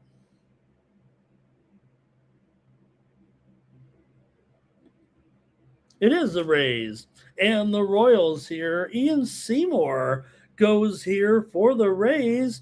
The Seymour 4.32 ERA, 4-1 record, 1.14 WHIP. These are okay here. And when you're dealing with this Tampa Bay team that can't lose right now, I mean, heck, I don't care who's pitching here. Stephen Kolek has given some back here of late, 4.15 ERA, 4-2 record, but still a 1.19 WHIP. Kolek's a nice find here for the Royals. He bounced around a little bit, but the Royals have him now, and he's done a good job. But like I said, a little bit of a slip up here of late, I think, for Kolek. But let's see how you rate it here in this one when the Rays take on the Royals. Seymour, good strikeout stuff for sure. Remember, he just went against the Royals and looked great. 7 strikeouts, 6 2/3 innings in that start, and good numbers for the season, 3.92 FIP. And the Royals have been struggling, and of late now they have been pretty good against left-handed pitching at home this season. But so Seymour may give up a little bit here. But McClanahan, who obviously is pretty dominant at times, was okay yesterday as the Royals were shut out. I won't say okay. He was actually very, very good in that game. But McClanahan had 6 shutout innings on these guys yesterday. So Kolek's been good, but he's starting to give up more contact here and really up and down for sure. Last game, he gave up 9 earned runs in an inning and 2/3. So Rays have been rolling, man. They've been great against right-handers. Caminero, 6 games in a row, a home run. Aranda, the entire lineup. I mean, these guys, we said it from day one. I'm not saying anything anybody maybe didn't know, but I'm pretty sure if it wasn't day one, it was day 2 that we said, Tampa Bay, this team can hit, and they are going to be hitting all year long, and they have indeed just that. Second in batting average. Yeah, they're next to last in homers, but they do not strike out at all, pretty much, and great contact hitting team, Tampa Bay, and that's what you want. I mean, if you look at up and down the line, I talk about the Padres. They're not a contact hitting team, right? So no wonder they're struggling.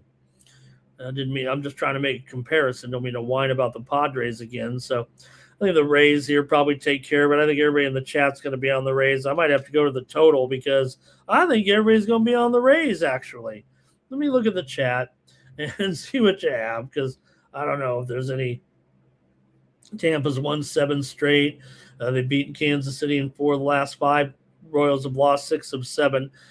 Tampa still, despite this winning streak, they have lost 11 of their last 15 on the road. Maybe it goes over. Kansas City's been over in 9 of their last 12, and 4 of the last 5 games between the two teams have gone over. Let's see what you've got here. Anthony says go over in the first 5 for him. Cal Dog is on the Rays, and Anthony says, you're going to tell me that the Tampa Bay Rays, one of the best teams in all the league, going up against one of the worst teams, although Tampa under 500 on the road, let's make it clear, but that they're only laying $1.25 here in this game, if that. Tom likes the Rays. And Jay says, ever since they moved in that fence, and what's the weather like here in good old KC tonight? 90 degrees. It gets cooler as the game goes along. Wind blowing out to left, 10 to 13 miles an hour. Anthony says the Royals are trash. Timmy says maybe more runs here. Anthony's going over. He says it'll be 9-6. Do it, Anthony. I'd go put in, if you like that, I would go try to find the exact score line and not just, maybe you bet 9-6, but if you like it, kind of sprinkle all around there, right? 8-5, 10-7, 10-6, 9-6, 9-5. Just pick because those pay off so good that if you really think it is, I love that. I love doing that too. Okay, well. Everyone's on the Rays here, I think. I better pick the total. I'm going a lot of totals here because it seems like our games tonight are kind of, predetermined here a little bit as far as the favorite, right, or the team that's going to win anyway, I think is the way I'm kind of describing it here in this one. So, all right, I'll go to the total here with these two, and it's going to be a little bit warm here, a little bit hot for some runs. The first game was 10-4 in favor of Tampa Bay as they were able to put up a bunch of runs, but the Royals aren't really hitting that well right now. It's Kolek that's been getting blasted here a little bit. I'm actually going under in this one with the Rays and the Royals. Okay. I know it's warm, but the total's up there. And I guess I'm kind of a believer in Seymour, and I still think maybe at home, Royals have been good against left-handed pitching. And even though Seymour had those good, 7 Ks, like I said, against them, maybe seeing them for the second time could be good. But I'm going to take the under at 10.5. It is 10.5, right? Man, we got a short card here. So we got 3 WNBAs coming up, so stay tuned. Texas and the Tigers here with Framber Valdez going 4.05 ERA, Nadia Baldi 3.95 ERA, 8-7 record for Eovaldi. Valdez 1.33 whip, he's 4-5 here. So a decent pitching matchup on the surface between these two. But Valdez, he hasn't been himself. At least he doesn't give up a bunch of bombs too often anyway. But, it hasn't been quite what we usually expect. But he has looked pretty good of late. The Rangers have looked good recently here. Definitely had a great winning streak and just end there yesterday. But before that, really was hot here of late. Texas, of course, dropped that game to Cleveland to end their win streak. They still won the series, and they've looked good against left-handers during this stretch as well, especially Josh Jung here. And, what's the other guy's name? Oh, God, I got to look it up here. This guy's been so hot, and I can't think of his name. Oh gosh, you guys, what is his?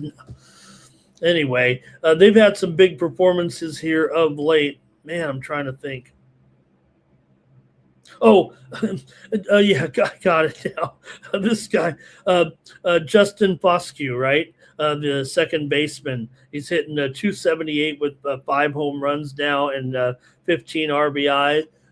He's been tearing up these left-handers. So Eovaldi here, good strikeout raise, coming off of a good start last time out. And maybe he has a little bit of momentum here with this team, maybe getting back home right now.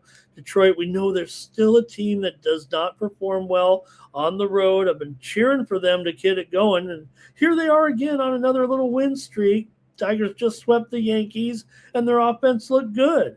They've been, good against right-handers, but not great on the road, as we said. So let's see what you think in this one. The Rangers still talk about these bullpens, right? Rangers right there still a top. They are down to 12th here. Maybe they're not as hot as I thought they were in the bullpen a little bit. These bullpens are actually quite close. Huh. Okay, let's go to the chat first in this one. I don't think I'm ready to make a commitment. Larry says he's got this one going over.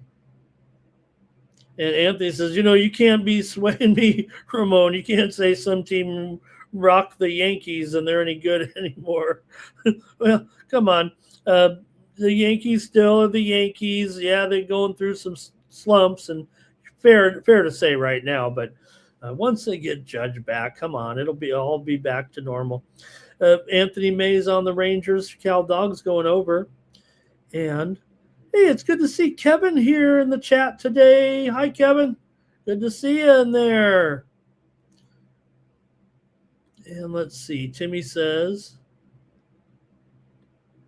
he's going under. And let's see here. Man, it's been a long time, Kevin. Okay. Anthony says he sees it. Maybe it's going under here. And Tom says Tigers, because of that hitting against the right-handers here right now that we did kind of talk about. They've been certainly better against right-handers. And just on the road, they're still better against right-handers, but they're just, on the road is what bothers me, I think. So, all right, I better take a side because I think I'm on all – oh, no, I took the Guardians. I'm taking almost all totals here. Hey, I am known as a totals expert. I don't know. Texas Tampa Bay parlay under here for Jay. And hello to DeAndre's here in the chat, everybody. There he is. He's waking up. He's getting up. He's getting ready. And let's see. Here. That might be it. Anthony says he thinks this one could actually be quite a low score here between these two. Look, I think if you look overall at what these two teams are doing totals-wise right now, it's definitely, consistent unders for these two teams, especially Texas at home. Remember, it used to be a thing there. It used to be a thing to go under in these games. But go ahead. I'm going to take Texas in this one. I got to take a side here. Show some guts. So, all right. And DeAndre, stay tuned. I'm going to do my WNBA, but he's promoting the 2-3 zone. I'll do that here too in just a moment. And let's go next here to the Angels taking on the Mariners here in Seattle with Walbert Urania for the Angels. 3.14 ERA, 5-6 record. He's been a pleasant surprise here for the Angels this season. 1.34 WHIP, not dominating or overwhelming, but basically came on strong here, and he's had a good series, good stats, good numbers for a team that obviously is pretty weak. For Seattle, Bryce Miller, he didn't come out of nowhere, but he came back from injury this season and has already returned to great form here with this incredible 0.72 WHIP coming in for Bryce Miller, 1.97 ERA. He's just 3-2 overall here, but deserving. Oh, where's the graphic?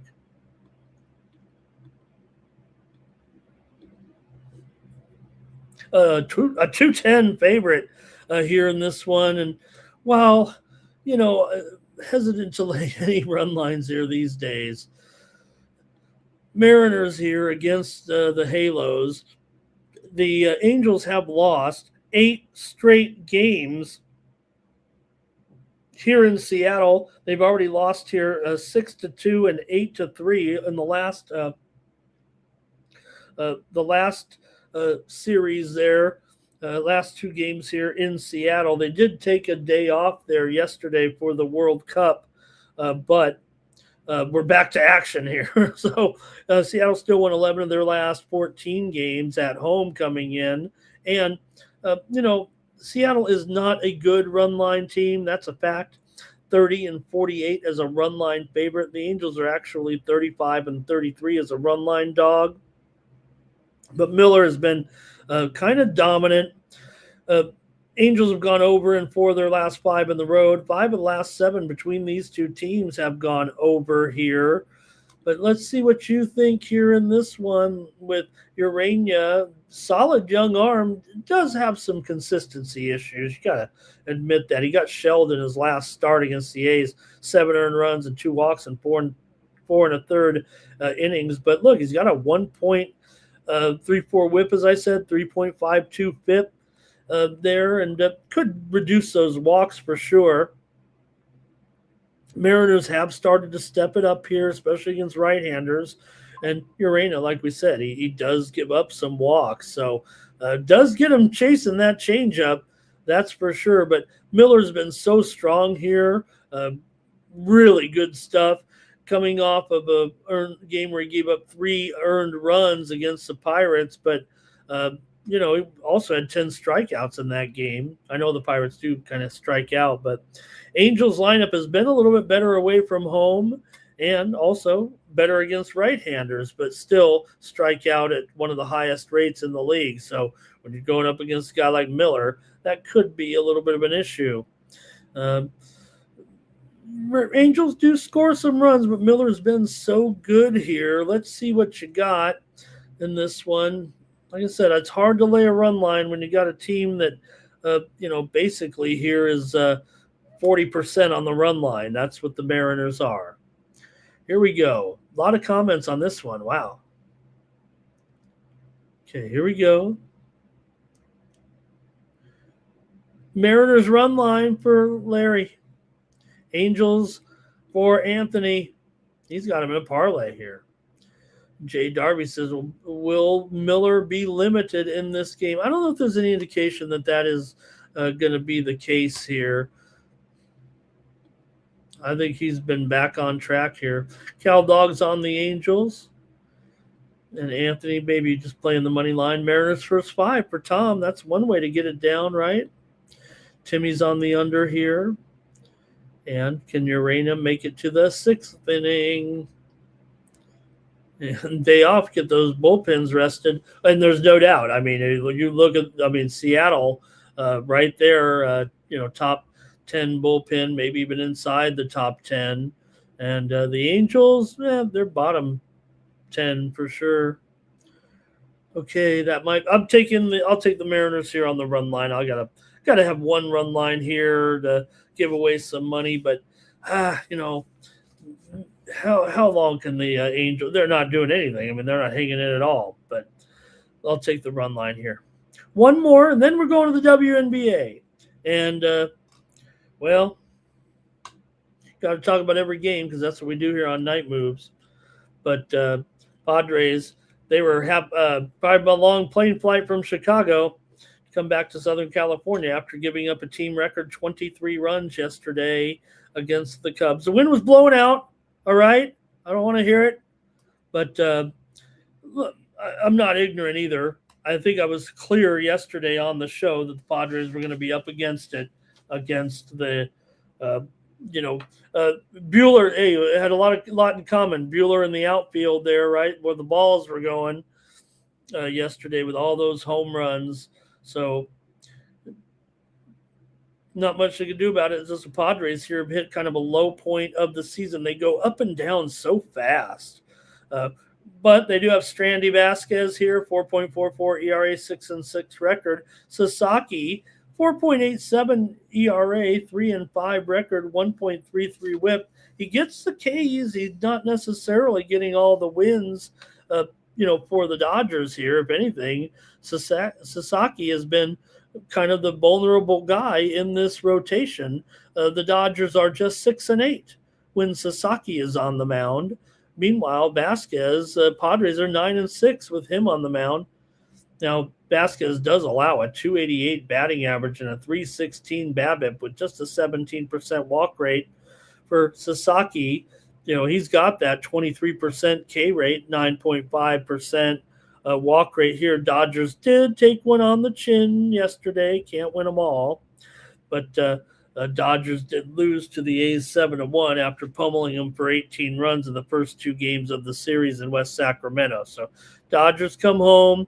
They just beat the Padres 2 out of 3 last week in Petco and kind of dominated. Remember, one game they beat them 15-3, a game where the Padres gave up 15 runs right there. Padres have had one of the best bullpens all season. If you look at the stats now, the Padres have actually fallen all the way to 6th in bullpen ERA because they just gave up. They gave up 8 runs tonight, too. They didn't even bring in a position player to pitch. They just sent out Kyle Hart out there and said, hey, have at it, buddy. Let's go to I guess we'll go to the chat. I don't want to talk about it too much. Dodgers here, $2 favorite with Sasaki.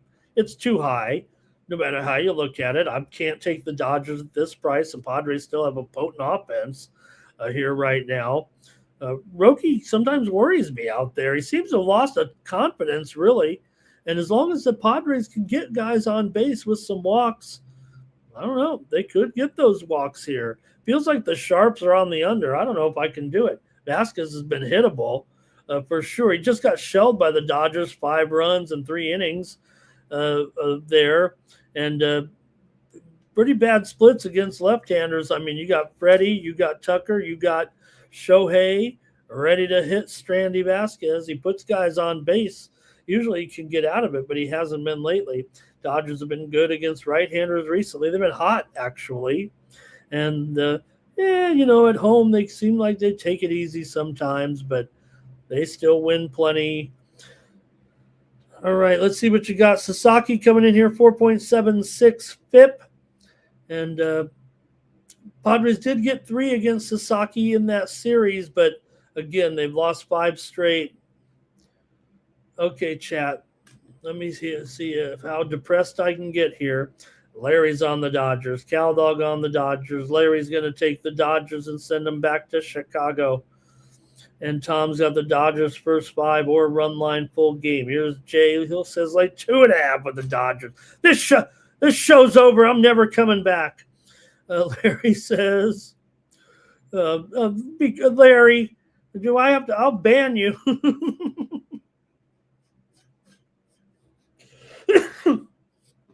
Don't make me laugh, all right? Dodgers run line for Anthony. Kevin says the Cubs hit a mile of home runs. And Tom's going to get banned too here. Okay, Bueller's going to play for DR Congo baseball team.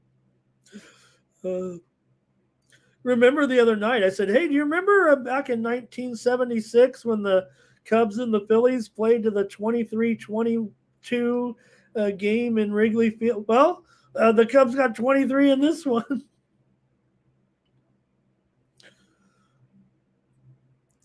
All right. That Larry can have it on me here, Cubs. I'll just send Larry back to 1984 when the Padres came back against the Cubs down 2-0 in the playoffs. In Chicago, as Rick Sutcliffe even hit a home run, and the Padres' first ever playoff game, the Cubs won 13-0, but the Padres still won that series and went to the World Series, and I remember it like it was yesterday. I was 15 years old. Vasquez is bad. Okay. Oh man, I'm taking the Padres now. I got to take them on the run line though. But come on, Padres still decent record here. At least they're playing the Dodgers. They can get all fired up about that one. They're only one game over five. Man, good thing this show's almost over. Hey, I got a Korean play coming up right now. Where are the Asian baseball fans out there? Okay, Timmy says maybe this one does go over. I'm kind of worried too. I mean, the Sharps want to go under here, but I would think, Sasaki's got susceptibility. The Padres, they're not going to be, Sasaki's numbers. Look, that was a bad day, right? Everybody's entitled to a bad day. I'm not, you know, I'm making jokes about it a little bit. Okay. The Padres didn't come back last night, says Anthony. Now Larry's going to root for the Dodgers too. Oh, God. Okay. I've got an Asian play coming up here. That's the last game. Now we're going to go to the WNBA, but let me have my Asian baseball play of the night. And it's going to be here on a total. Make sure you check out Ron Crawford's Asian baseball picks. But I think we hit those last night. Where's my sheet? Didn't we hit those last night? I know we had that. Oh, gosh. I put it back here on the – I don't even know if I can get it without making a fool of myself here. Okay. I'm going to go over here with the Twins and the Heroes. That's over tonight as my KBO play here between the Twins and Heroes. I want to go over 9 runs here in this one with the Twins and the Heroes. That's in 20 minutes. Also, coming up right now, about ready to start, 3 minutes away between the Carp and the Bay Stars here in Japan. So this one just about to get underway. I didn't realize I'd made my bets, and I'm looking at them right now, and this game hasn't even started. So there you go. I can put in a play-in on this game with you guys. And actually here, I am going to go with the run line here with, I'm sorry. I've got the under here in this one with Hiroshima and Yokohama, the Carp and the Bay Stars. I'm going under 6.5 in this one. So under in my NPB game here, 6.5 with the Carp and the Bay Stars, Hiroshima and Yokohama. And then I am going here with in the KBO over with the Twins and the Heroes over 9 runs. Okay, the Asian baseball fans didn't show up here today. Okay, let's see here. Oh, Anthony had a big 5-teamer last night. All right. Okay, Jay, I was trying to find it, but then I don't know. I've scribbled all over it. I'm trying to look at my old eyes here, trying to see what it is, but I can't even make out what it was there. Okay, let's go to the WNBA tonight, where we got 3 games here, and we're back to action here in the W.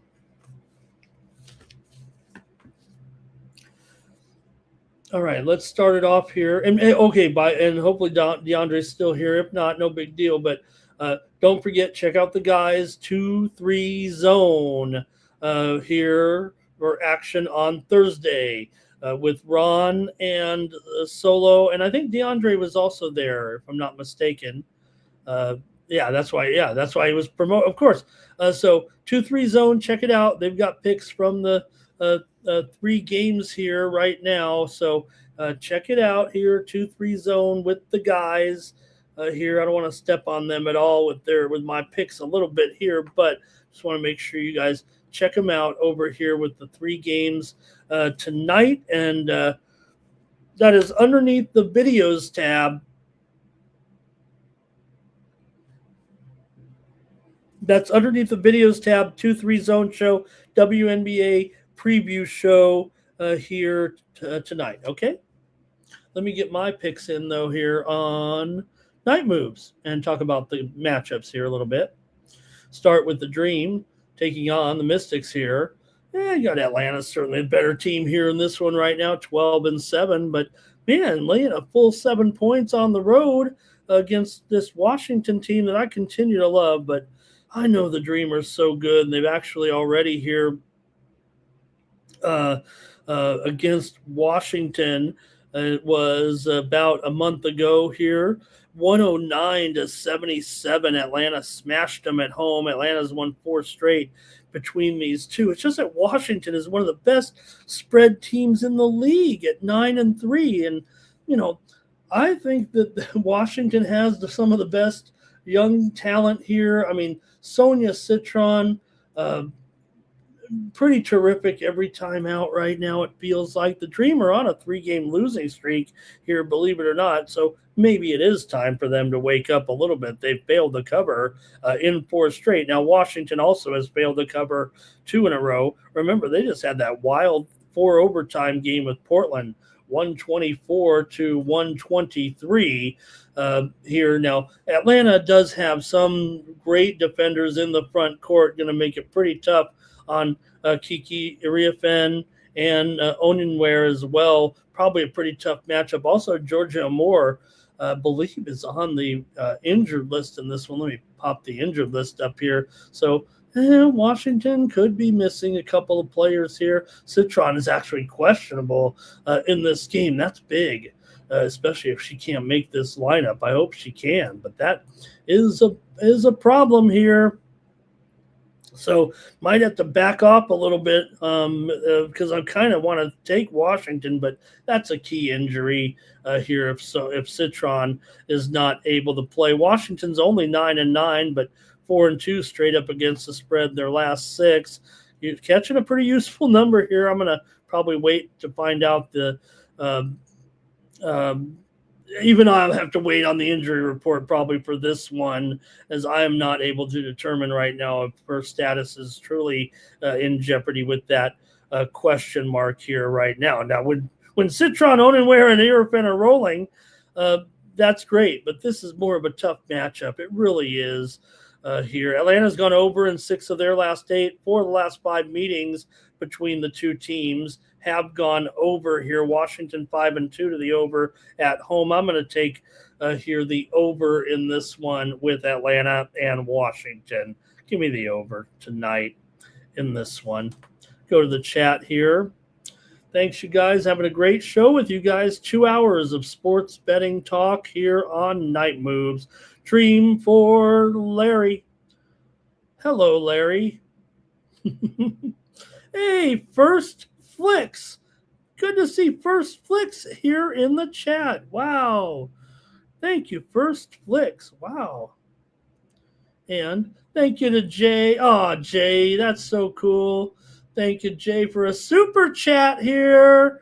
Man, we don't get many, but that's special. And Jay, you've been such a great contributor to our chat, right? I mean, you know what it's all about here. And, Larry, DeAndre, I think DeAndre would do a show with me every night, but got the time frame, right? Look where we're at here. I mean, at least we got Tom in his pajamas here, laying it with the Dream. Thanks, Tom, for the pick.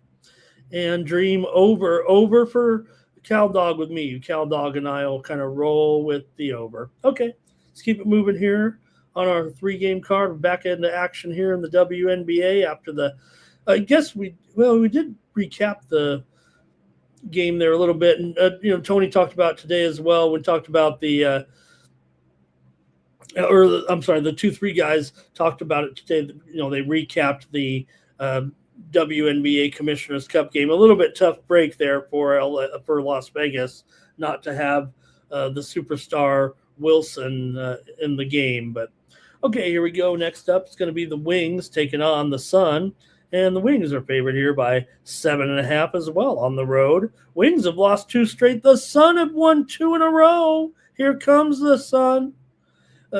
Dallas has actually lost 7 of their last 10. They're been a little bit of a funk here for a team that really had been, really looked good here after a slow start, getting their chemistry together. They were hot, but now a little bit of a cool down.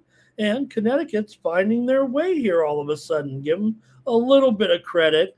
Like I said, for the Sun, to me, it just feels like the problem is just, maybe a little bit apathetic. When you're a franchise that's going to be leaving and, the fans know it, and what are you really playing for here? Look, we're all prideful, but and if anything, maybe the roster got a little bit watered down, if you will, with maybe cut your losses a little bit here for the big move. But yeah, you do have some players that are stepping up here, especially Charlize Lager Walker has been really good here of late, and Griner's been playing pretty well. Griner against Jessica Shepard here, and Jessica Shepard has been hot for Dallas as well. I mean, you're going to have a interesting matchup there in the middle. So let's see what you got here, but should be a good day for the lovely couple with Beckers and Fudd. They can feed off each other. Can I say that here on the show? I would expect pretty good performances from the couple. And also here, let's see, Odyssey Smith is probable, Alana Smith questionable. Injuries for the Suns, Van Lith is still questionable, Rivers is questionable, and Morrow is questionable. Those are some notable injuries there from the depth perspective of the Sun here in this one. So, man, I just feel like we might get another over here. Let's see what you guys have in the chat, if anything. I don't want to take all totals here, but it does feel like, the Sun did get their, 2 wins here right now. I mean, how long can they really keep this going? Yeah, Dallas has struggled here a little bit, but they can't cover a game to save their life right now. At least Connecticut here has, won and covered 2 straight all of a sudden with, they beat Chicago 92-63 at home as a dog, and they beat Washington as a dog. So they're showing a little bit here. Okay.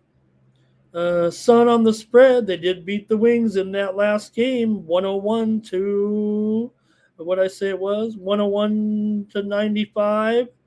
There. Oh wait, that was last season, right? Did I miss something here?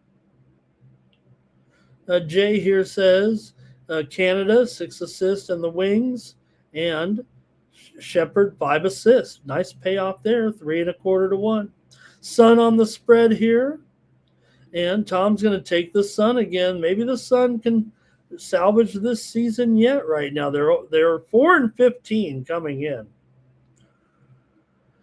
Cal Dogs on the Wings, and let's see here.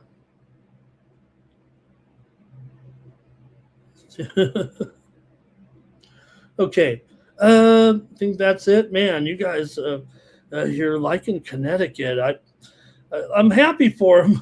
I'm going to go against the chat here. I think I'm going to go with Dallas in this one to get back. It seems like in the WNBA, once you hit a struck, hey, ladies are inconsistent. Okay, we know that. Okay, one more here, and then the show's over. Thank you, everybody, for joining me for 2 hours. Seattle and Phoenix here, the Storm, a couple of wins for them here. And Phoenix won 2 games also right now. So, hey, not a great matchup here, but, Phoenix has shown that obviously they've had a little bit of controversy here of late with AT, but, they've kind of shown up here a little bit of late. Now, these 2 teams are kind of in their worst roles. Seattle 3-6 ATS on the road. Phoenix 2-6 ATS at home.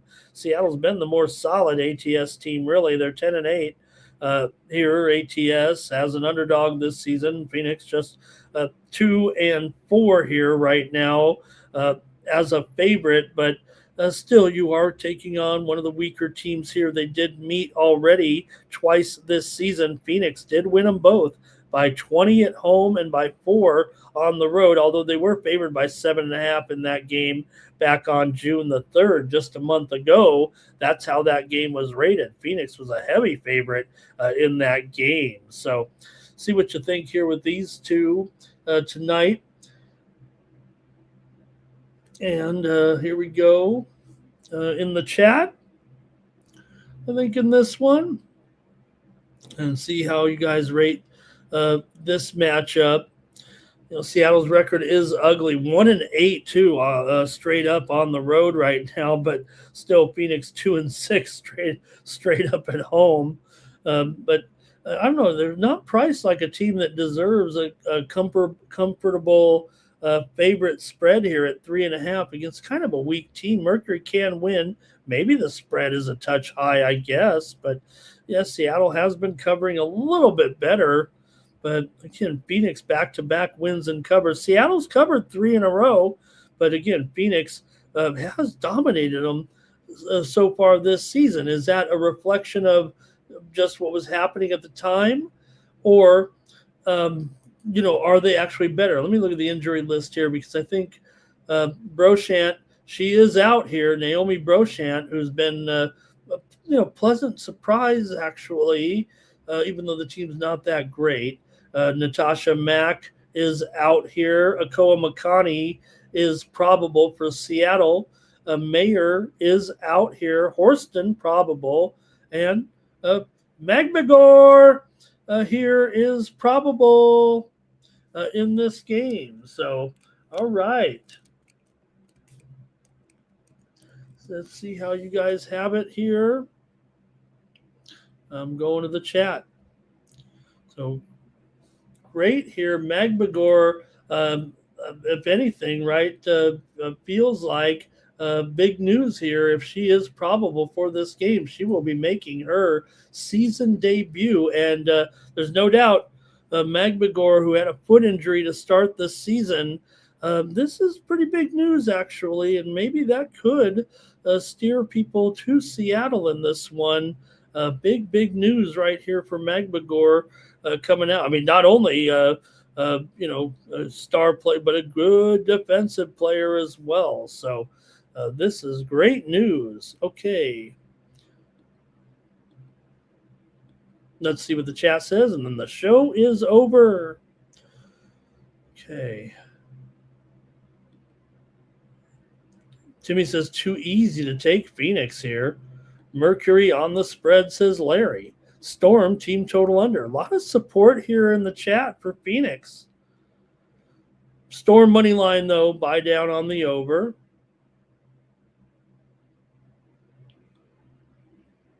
Okay. Tom's going to take the points with the Storm there. Maybe Tom will be on the 2-3 zone. Those guys do a great job. They don't need me clogging. I'm already talking WNBA on our show here, so if those guys needed me, I'd be there. I did a show last week. Ron said, I thought Ron was on vacation or something. I blew it, and I put a show up. And then they said, I thought I was supposed to do the zone, and I went to the studio, and I'm like, man, these guys really don't like me. Nobody showed up. And I did the 2-3 zone all by myself. I thought nobody wanted to appear with me. Turns out they did a full 3-panel show, and I didn't get the memo. I think we won, though. I think I won. Okay, sharp play is likely Seattle. Again, I think Izzy Magbegor, big-time return here. I'm going to take Phoenix here, but totally happy that Magbegor has come back, and let's look to actually see how Seattle looks with her in the first game. If she's probable, I mean, she's got to be in there. Maybe she doesn't start, but I would imagine it won't be long before Magbegor is in there and making an impact. She will already be making an impact already here. If indeed this report is indeed the case, it does feel like it is, that she will return for this game. That's awesome. So I would say that I'm going to be looking at the Seattle a little bit here, because I think that the injury comeback might be a little under the radar, and she is a very, very good player. That's going to do it here for Night Moves. Thanks a lot, everybody, for joining me here on the show. Back tomorrow, more Night Moves with more soccer, baseball, WNBA, and more. Here we got golf tomorrow, tennis coming up here in a half an hour. So thanks, everybody. I had a great time with you. For the Tony's Picks YouTube channel, I'm Ramon Scott. So long from Las Vegas.